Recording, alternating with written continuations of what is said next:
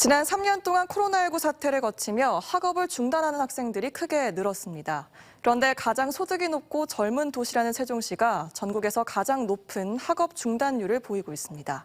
왜 이런 현상이 발생한 걸까요? 서울방송센터 이선학 기자입니다.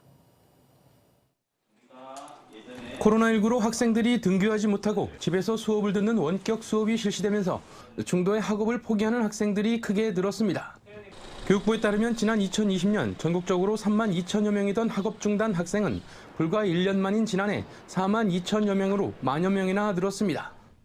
특히 세종시는 초등학교의 경우 지난해 학업 중단율이 1.35%, 중학교는 1.03%, 고등학교는 2.18%를 기록하며 전국에서 가장 높았습니다.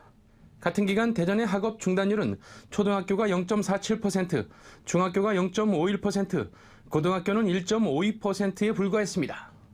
학업 중단 이유는 세종시의 중앙부처 공무원 자녀가 많다 보니 코로나 사태가 진정되면서 부모의 해외 근무 동반 사례가 많았는데 고등학교의 경우는 내신 성적 문제 등으로 검정고시 준비를 위해 대안교육을 선택한 걸로 보입니다.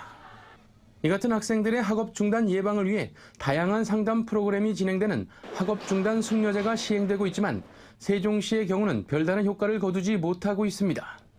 지난해 학업 중단 숙려제에 참여한 학생 179명 가운데 학업을 지속한 비율은 54.2%로 전국 평균 79.6%에 크게 못 미칩니다. 교육 당국이 코로나 이후 학생들의 등교뿐만 아니라 그동안 사이가 멀어졌던 학교와 학생들 사이의 일상회복을 위한 세심한 배려가 필요하다고 생각합니다. 세종교육청은 대안교육 수요를 학교 교육으로 끌어들이는 사업을 실시하는 한편 학업 중단 숙려제 운영을 대폭 강화하는 등 대책을 내놨습니다.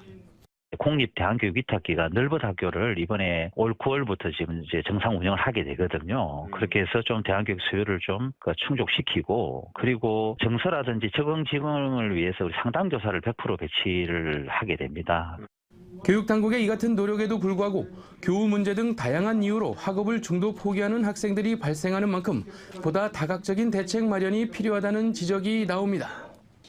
TJB 이선학입니다.